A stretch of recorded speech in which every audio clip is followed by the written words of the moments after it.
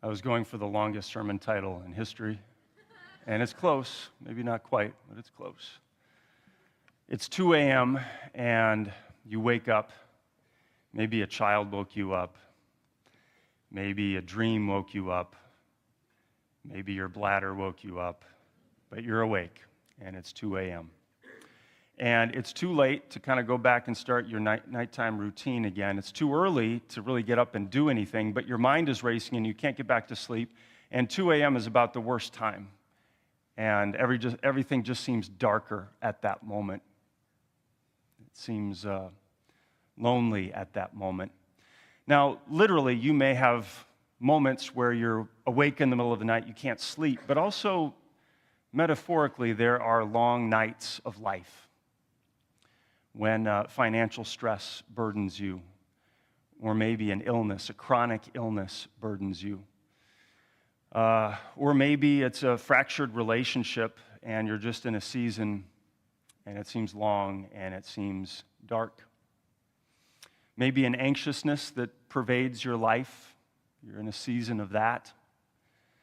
Or maybe you're in a season where everything just on the surface should be okay, but you feel an emptiness, a dryness, and you just don't know what it is. You can't put your finger on it, but it's a long night, it feels like.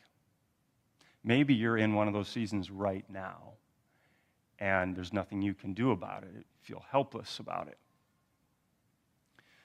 Regardless, I'm going to give you a remedy in Psalm 23 today. You should memorize this psalm. Now, you might think, oh, Psalm 23, that's a cliche. We do that at funerals.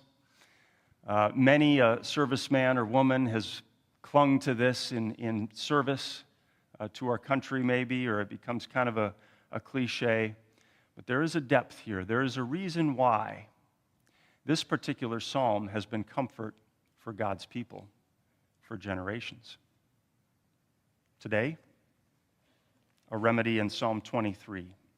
Just going to march through it verse by verse. Start with verse 1. I want you to follow along. And again, memorize this coming week. Verse 1, if you'd read this with me. The Lord is my shepherd. I shall not want. The first words of this psalm are a name. The Lord. And you may know this, it's not in this on the screen, but in your English translation, that Lord will be in capital letters. That means Yahweh. That's actually kind of the code, Lord, for Yahweh is underneath that, the divine name of God. So the first word of the psalm is a name, Yahweh, the source and the center of the psalm. Yahweh, the Yahweh who created heavens and earth, sea and everything in them. Yahweh who delivered out of a flood. Yahweh who redeemed his people out of slavery. That Yahweh, it's the first name on David's lips. Yahweh, the Lord, is, notice it's present tense.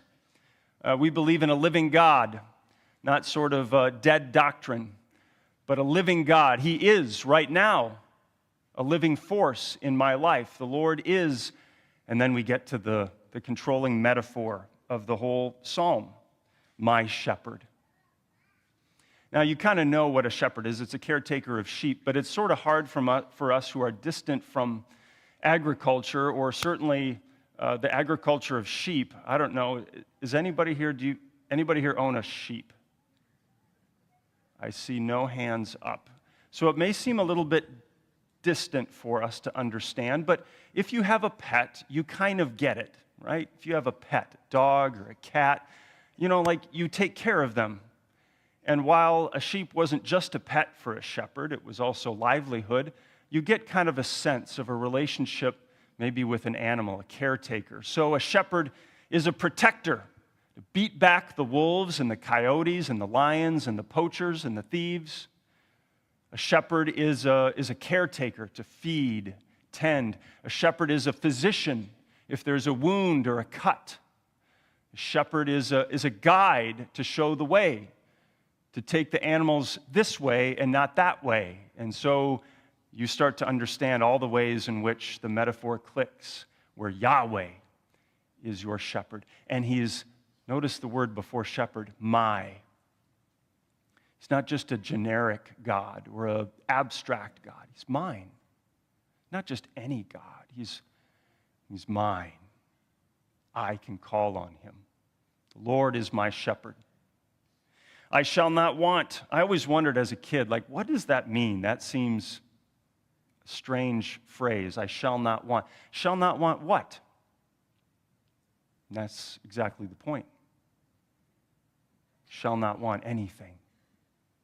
There's nothing else you need or want. There is no unmet need with the shepherd. Now you might think, well, in the long dark night, I need something. I need help. How do I get out of this? Maybe you reach for a pill, or maybe you reach for some bourbon or a beer, or maybe you reach for the remote and you just want to binge some Netflix and try to just escape the moment. But in that moment, in the long night, the Lord is the remedy, shepherd. I shall not want. There's nothing else I need. Everything else I've tried. I've tried this and I've tried that. But he's all I need. He's all I want. And if I have him, there's no unmet need. There's nothing that I lack. That's what I shall not want means. The Lord is my shepherd. Need nothing else. Verse 2, if you read with me. He makes me lie down in green pastures. He leads me beside still waters. And so in this verse, we get a sense of a haven, a harbor of protection, a pocket of protection. He makes me lie down. I can rest. I can relax. Green pastures. It's beautiful. There's food. There's water. It's a haven. And when you're in the long, dark night, you need a pocket of protection. You need a place where you can really rest. And the shepherd, the good one, he leads you there. The Lord is my shepherd.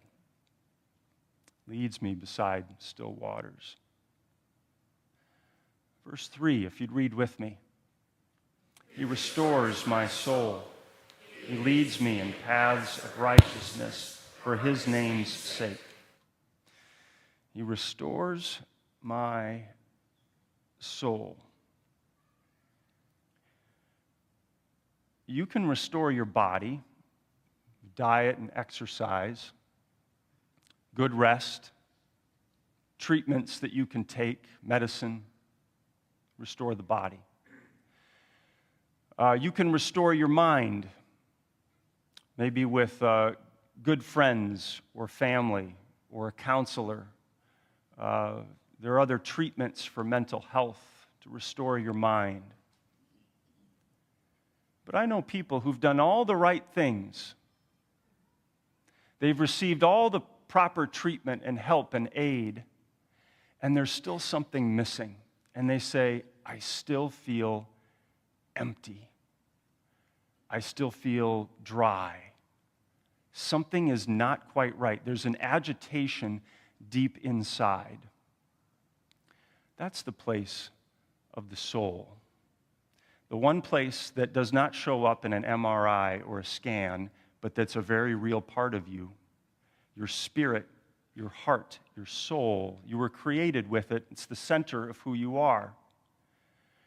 And only one person can touch that part of you and restore that. Historically, over the ages, pastoral ministry has been called the cure of souls. And God himself is the great cure of souls. The Lord, Yahweh, the shepherd, he can cure. He is treatment for the soul. His very word can do something about that. His meal, the table, can do something about that. It's a remedy. So the shepherd comes and does something no one else can do. He restores my soul, leads me in paths of righteousness for his name's sake. That means he leads me on the right paths. Sometimes I go down a dark alley and there's just garbage there. I go down another alley and there's danger there. But the shepherd leads me in the right path. the right way, safe way. He restores my soul, leads me in paths of righteousness for his name's sake. Verse 4, if you read this with me. Even though I walk through the valley of the shadow of death, I will fear no evil, for you are with me. Your rod and your staff, they comfort me. Even though I walk through the valley of the shadow of death, dark, long night.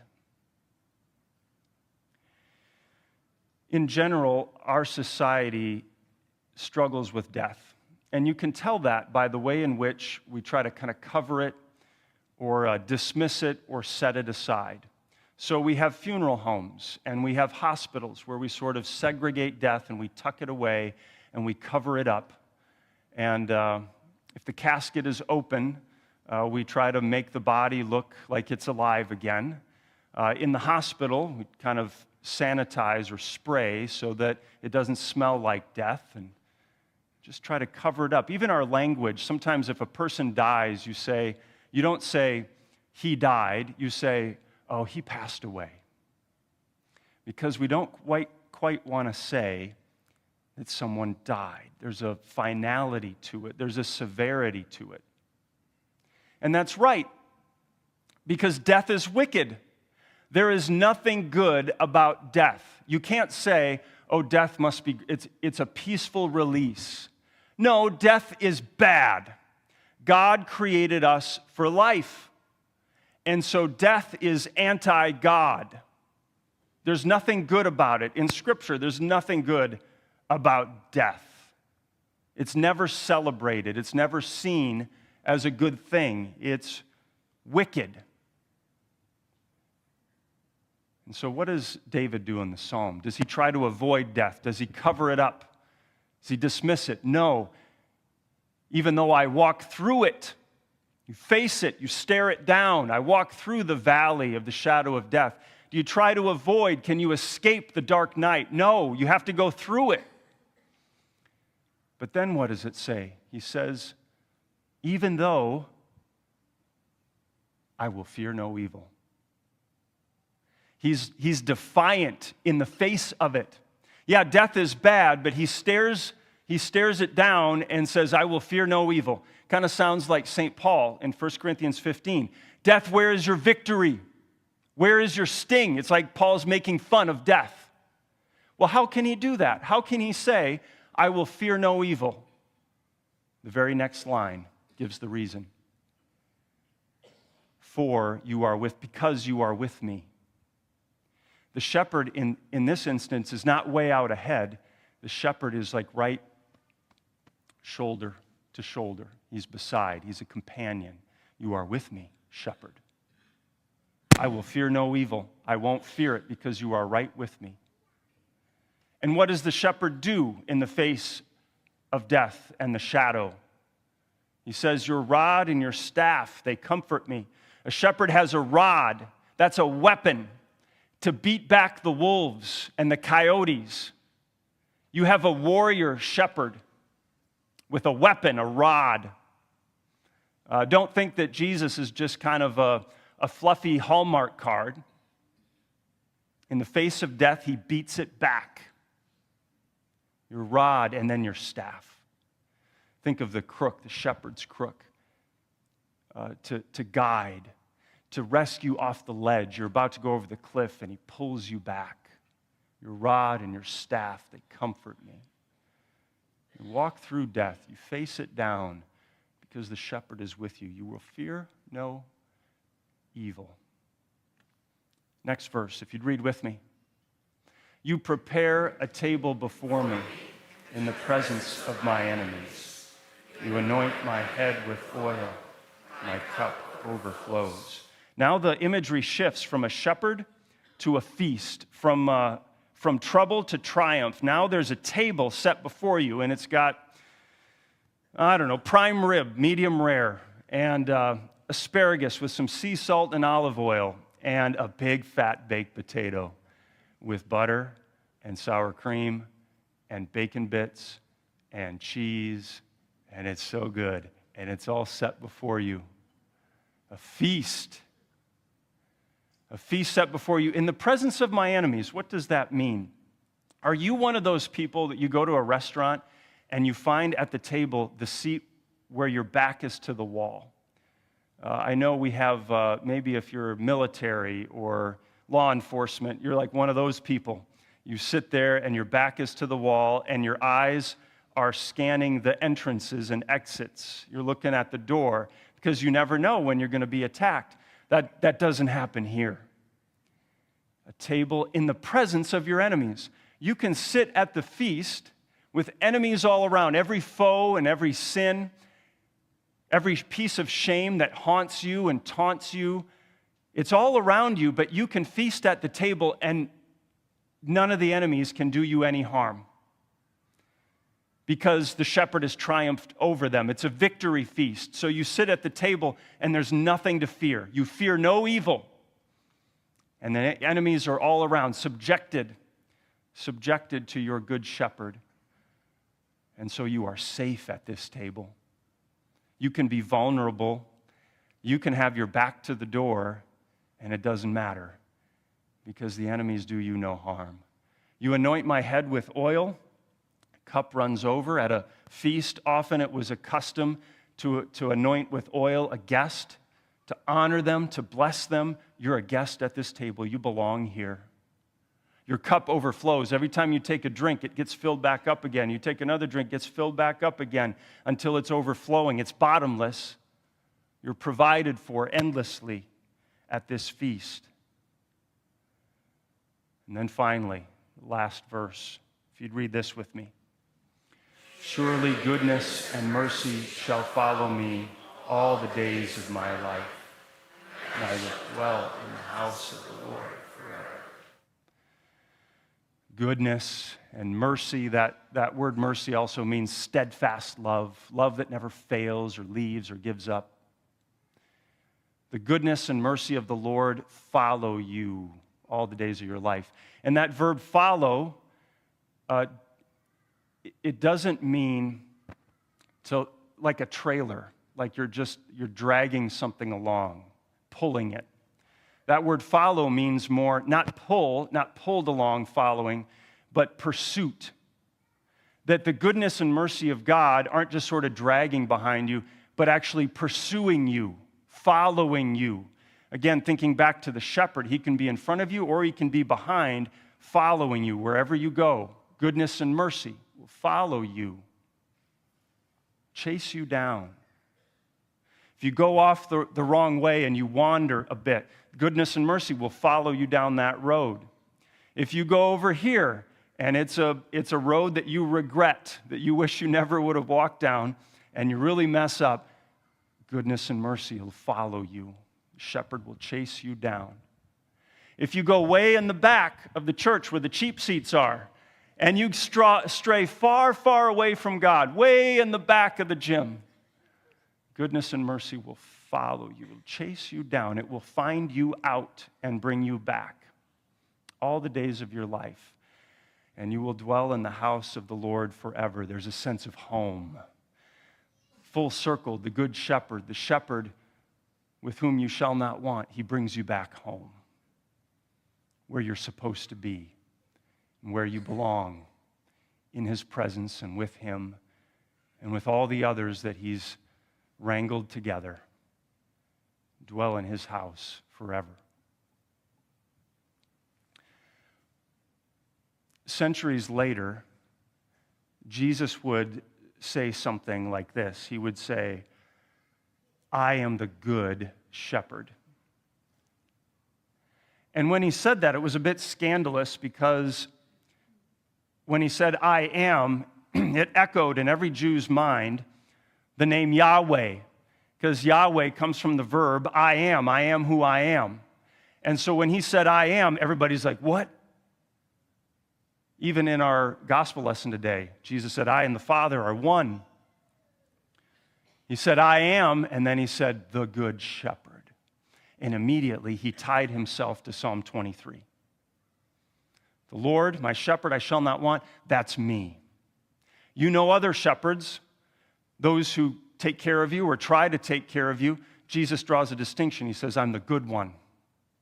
the one who doesn't let you down. I'm not a hired hand who gets paid to do this. I do it freely by grace. I am the good shepherd. And Jesus is tied to Psalm 23, the one who walked through the valley of the shadow of death, who stared down the cross and death itself, but then reigns victorious over it. The one who said, I am the resurrection and the life. That's the one that you call on when you speak Psalm 23. That's the shepherd. So when the night is long and it's really dark and you can't sleep, memorize this psalm. And when we memorize things, we tattoo it on our mind and our heart so that in any moment we can call it up and call on those very words of God. Memorize Psalm 23. Call it up in the middle of the night or any dark night that you are in. And when you do that, the Good Shepherd does everything that he says he will do. Amen.